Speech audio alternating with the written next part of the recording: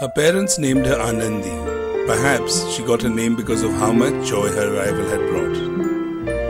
After all, she was the much-awaited miracle child. Wide-eyed and curious, she looked in awe at the many faces that greeted her. Still, she was a happy child, and she didn't complain.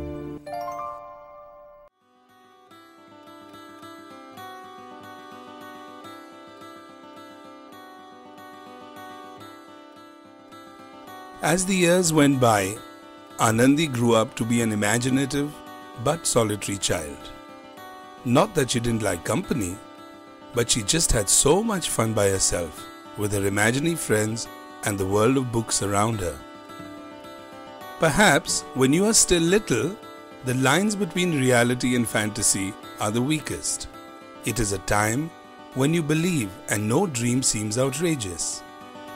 Anandi lived in a world where fantasies and reality intermingled effortlessly. Magic was possible, and trees were her best friends. It is at this time that she formed her first and the most lasting attachment of her life, that with nature.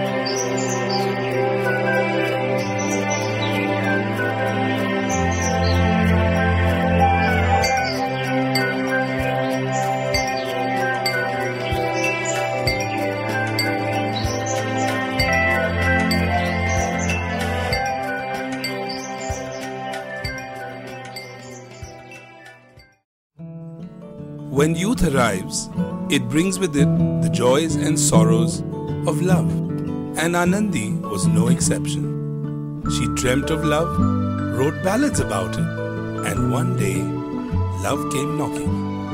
Love makes the world go round, they say.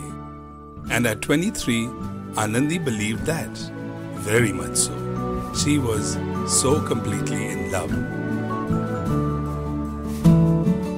The months of summer passed in blissful happiness as she revelled in the glory and excitement of a newfound love.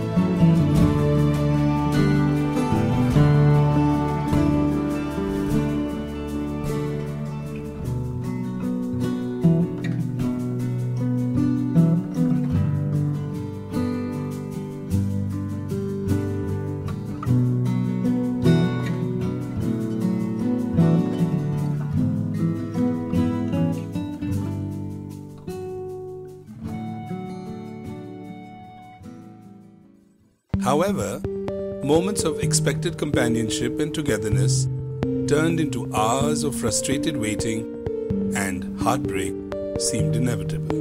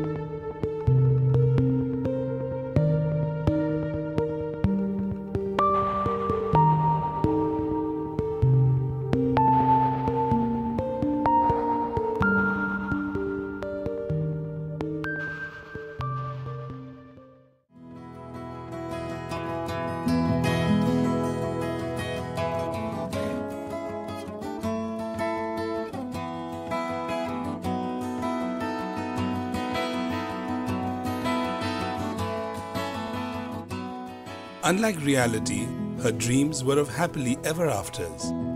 But unfortunately, her subconscious conspired as the dreams were interspersed with fragments of reality. Her disappointment and anger could only find expression there.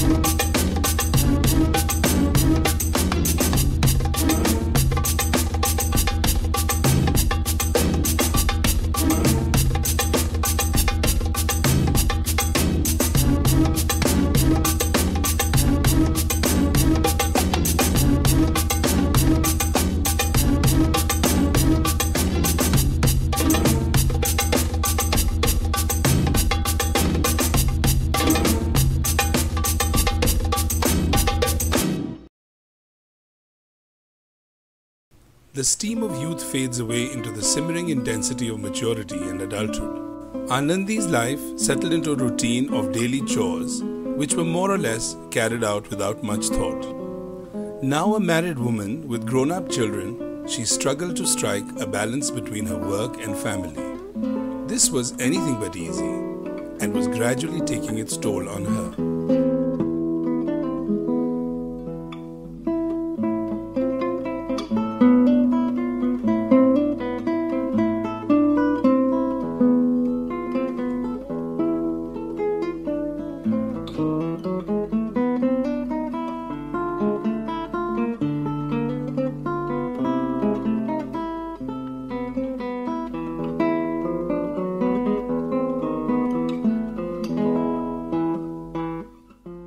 Her health greatly suffered, and while she could not manage to find time to address these concerns and wasn't inclined to do so either, her deepest fears came to life the moment she fell asleep.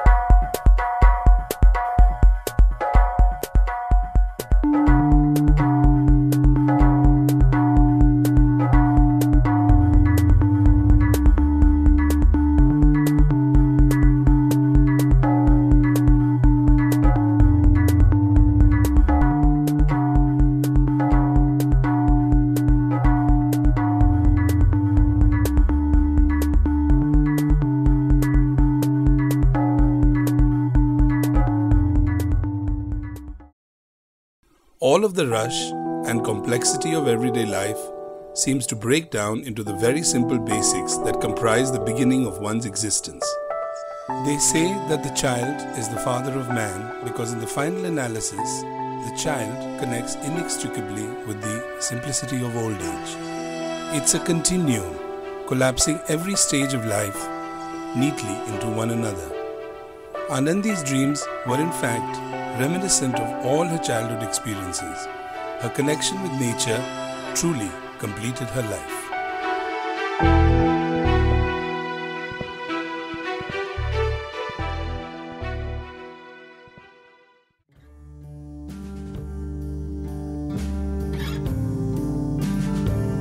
There is a time for everything and a season for every activity under heaven. A time to be born and a time to die, a time to plant and a time to uproot, a time to weep and a time to laugh, a time to mourn and a time to dance, a time to tear and a time to mend, a time to be silent and a time to speak, a time to love and a time to hate, a time for war and a time for peace.